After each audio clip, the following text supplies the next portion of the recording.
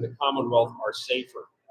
I'm sure you've noticed many of the props and signs PARSOL has brought here today illustrate how our lives have changed since 1995, which is when Pennsylvania enacted its first version of Megan's Law.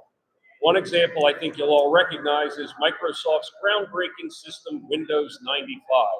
Does anyone still use that? Pennsylvania's registry laws are stuck in 1995, while everything else has moved forward. With us today are a number of people whose lives have been impacted in one way or another by these obsolete laws that remain on the books in our Commonwealth. With those thoughts in mind, let me introduce Josiah Kremis, the chair of PARSOL's Board of Directors, and he's going to expand on it. Josiah? Thanks, Bob, and good afternoon, everyone. Thank you for joining us. As Bob mentioned, I'm Josiah Kremis, chair of PARSOL, the Pennsylvania Association for Rational Sexual Offense Laws. We are here today to advocate for a safer Pennsylvania. Sexual violence destroys lives and tears apart families, which is why our response to sexual harm must be both compassionate to survivors and effective at preventing future harm. We should never tolerate approaches that minimize these crimes or fail to center victim safety. That's precisely why evidence-based prevention and smart resource allocation matters so much. Victims deserve policies that actually work, not just ones that sound tough. Today we are here to say something that needs to be heard inside this building. Pennsylvania Sex Offender Registration and Notification Act, SORNA, is stuck in 1995. On October 21st, 1995, 30 years ago last week, Governor Tom Ridge signed Pennsylvania's Megan's Law. This law supposed that anyone who caused sexual harm had a frightening and high likelihood of reoffending. Think about that. 1995. That was 30 years ago. Our phones had wires, Windows 95 was brand new, and in the aftermath of several tragic cases, lawmakers across the country rushed to create the first sex offense registries, driven by fear and panic, not science or data. And while technology, medicine, and public safety policy have all advanced since then, SORNA has barely changed. But 30 years has gone by, and in 2025, we know better. We know that modernizing the system means focusing resources on current risk, not on decades-old cases. That's how you protect families. Recent claims about widespread reoffending don't align with research from the United States Department of Justice, Pennsylvania Commission on Crime and Delinquency, and Pennsylvania Department of Corrections.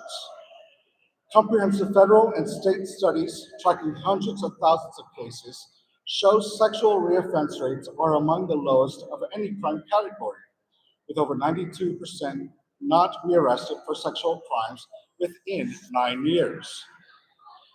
And we also know that effective evidence-based treatment programs contribute significantly to risk reduction and help individuals become contributing members of society. Today, Pennsylvanians are still placed on the registry from decades to life, not because of a current evaluation of risk, but simply because of the name of their offense. No review, no recognition of rehabilitation, just a one-size-fits-all punishment that follows them for years. The result? We destabilize people who have already served their sentences, making it harder to find housing, harder to work, harder to reintegrate. These are the pillars of success that this system blocks. And this system isn't cheap. We spend tens of millions every year to maintain a massive registry that research shows does not reduce sexual violence. Even our Commonwealth police departments spend thousands of hours annually on address verifications instead of solving cases, while crime labs sit underfunded and prevention education gets cut from school budgets. This misallocation of scarce law enforcement resources makes communities less safe, not more. PARSOL is here today to call for change. We need to replace the current catch-all system with evidence-based risk assessments, create clear, timely pathways for removal based on demonstrated stability, and reduce unnecessary public exposure that harms individuals, families, and communities rather than protects. Other states, including several of our neighbors like New Jersey, New York, and Delaware, are already doing this. They're saving money and making their communities safer. Pennsylvania can do the same. But first, we must stop pretending that a 1995 solution is good enough for 2025, as we now have over 30 years of research from noted institutions specializing in sexual harm prevention and safety. In quoting Milton Friedman, a brilliant economist of his day once said, quote, "One of the great mistakes is to judge policies and programs by their intentions rather than their results," end quote. So it's time to modernize SORNA, focus on what works, and finally align public safety with evidence. Thank you.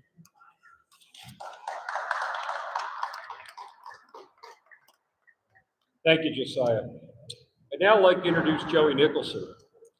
While incarcerated at SCI Benner Township, Joey created the Pathfinder Project alongside of treatment providers, Department of Corrections case managers, and other advocates. He transformed his sentence into a second chance for everyone. Joey is a remarkable speaker. He's going to share some stories about how our outdated system fails us and how evidence-based modernization will better serve everyone today. Joey? Good afternoon, everyone. Gary's son made a terrible mistake that cost him years of his life.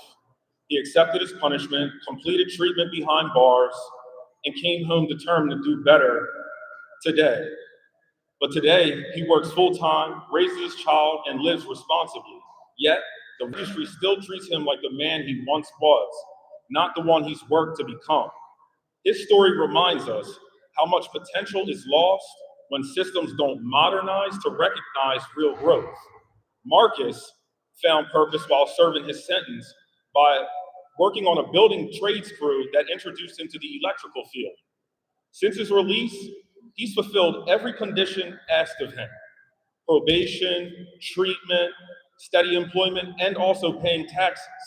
His therapist confirms he's at an extremely low risk for reoffending.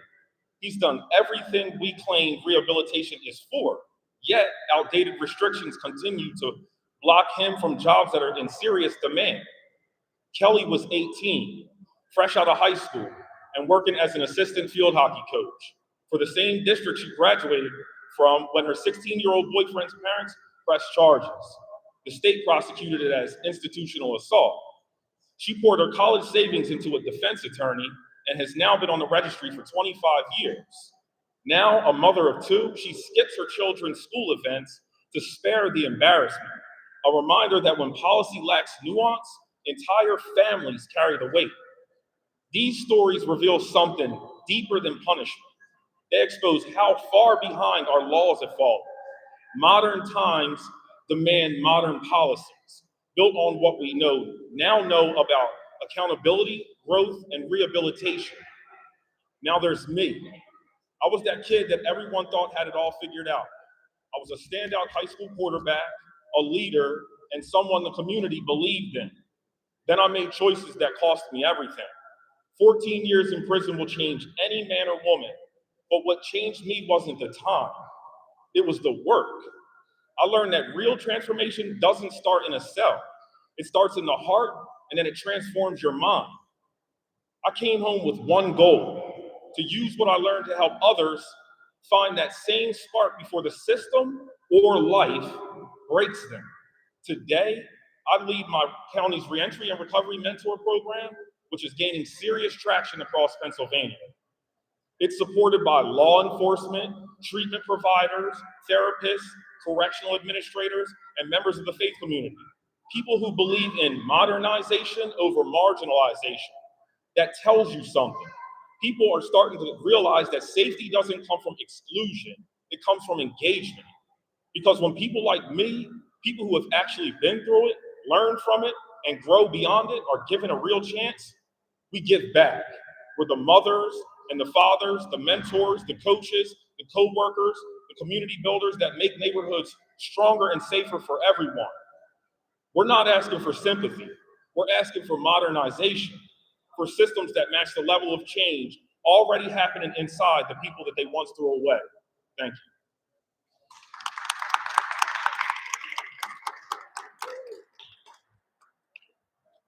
Thank you, Joey. Next, we're honored to hear from State Representative Emily Kincaid, who represents the 20th House District in Allegheny County. Among her several committee assignments, Representative Kincaid sits on the House Judiciary Committee. Thank you. I'm Emily Kincaid. I represent the 20th House District. And before I was a lawyer, I was a criminal defense attorney. And I think that we need to acknowledge the thing that very often stops progress from happening here on this particular issue. The conflict between supporting survivors and modernizing laws that hold their perpetrators accountable. We believe survivors. We want to support survivors of sexual violence. But the reality is that many people who go on to commit sexual offenses were victims first. And when we don't recognize the trauma that leads people to offend, then we are not recognizing how it is that we can best serve our communities and best make our communities safe. The people who are on the SORNA registry are people that can and should be giving back to our communities. These are people who have been held accountable, and consistently, as has been said, study after study shows that recidivism among people who commit sexual offenses is most likely to be what we call survival crimes.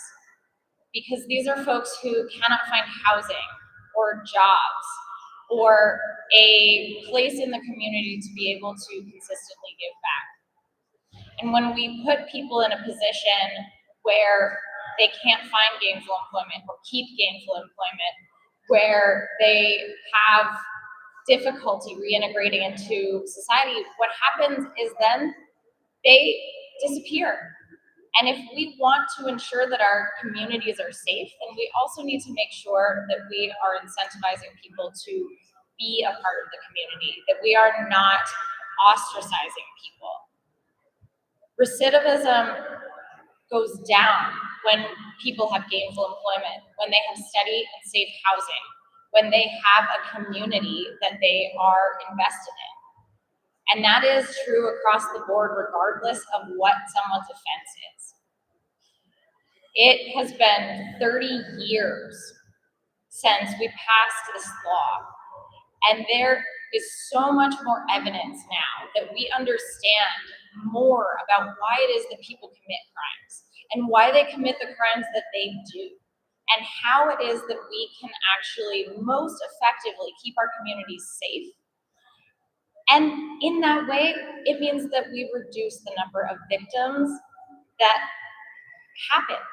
We prevent people from becoming victims. We prevent people from committing crimes because we are supporting not just survivors, but also people who have committed these offenses.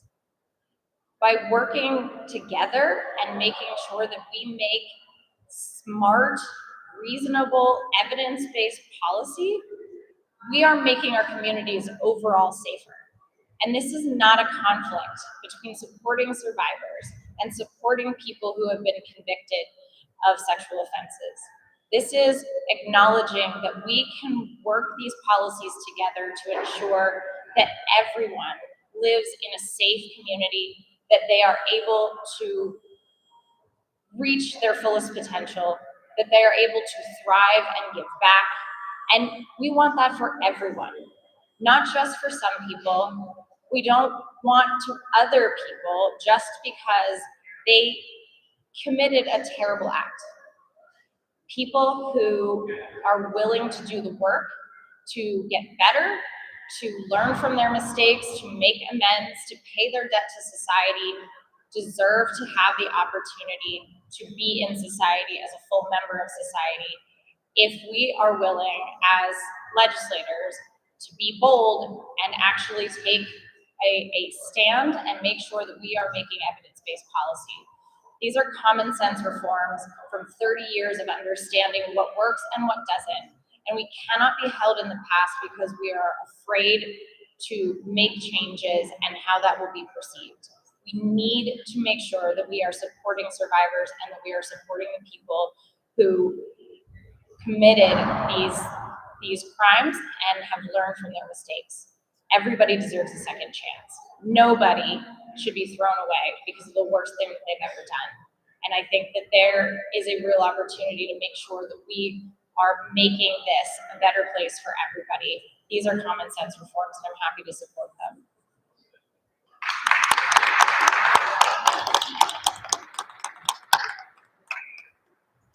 Thank you, Representative Kincaid.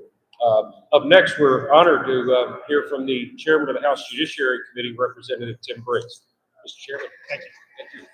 Thank you very much. And I want to echo what Representative Kincaid said. She is bold and she understands do no harm, making our community safe. Too many times this issue becomes really difficult for legislators to get their heads around. And they want to continue that approach from 30 years ago and marginalize folks. We believe in second chances. We want to provide the tools necessary for our communities to be safe. We want to be able to use evidence-based assessments to make sure the appropriate folks are being monitored and getting the care they need and the services they need.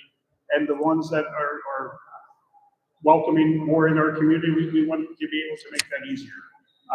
The 30-year-old approach of keeping folks on the SORNA list for decades, we need to modernize that and to allow for a real way to appeal the decision and to be removed from the list.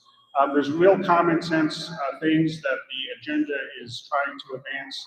Unfortunately, 30 years is a long time, but no time better than the present to start tackling them.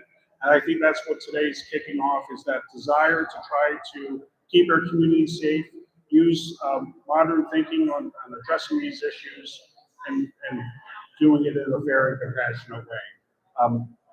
I'm looking forward to working with PARSOL, and John is always a good advocate for any issue that we have tackling in this space, and looking forward to continuing that effort. Thank you.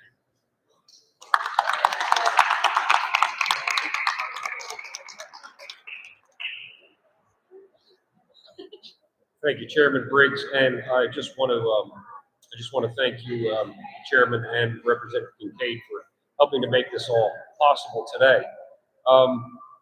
Finally, I'd like to welcome Olivia Schmidt, who is the Secretary of the Board of PARSOL Organization. Olivia.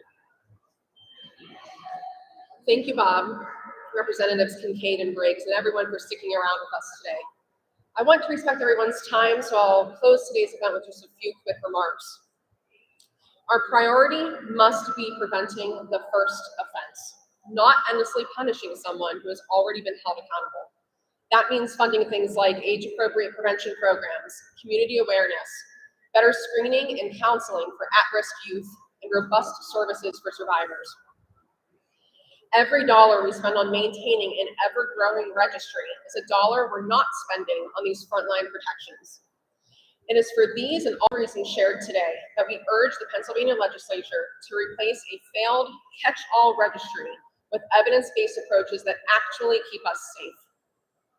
Simply put, the registry isn't making communities safer, and we should dramatically reform or even eliminate it in favor of something that does work. Public safety is the ultimate goal. 3 decades is a long time. I just turned 30 last week. And it's been spent having these ineffective, obsolete policies sold to us as the quote, the best we can do. That is simply a lie.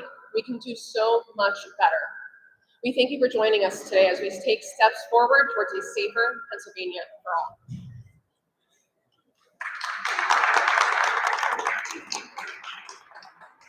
Thank you, Olivia, and thank you everyone for being here. This concludes the presentation. Out of respect for our friends here at the Department of General Services, we must reset the rotunda for the next function. Any questions or discussion you may have will be taken down at our table in the East Wing lobby at the bottom of the escalator. Thank you very much.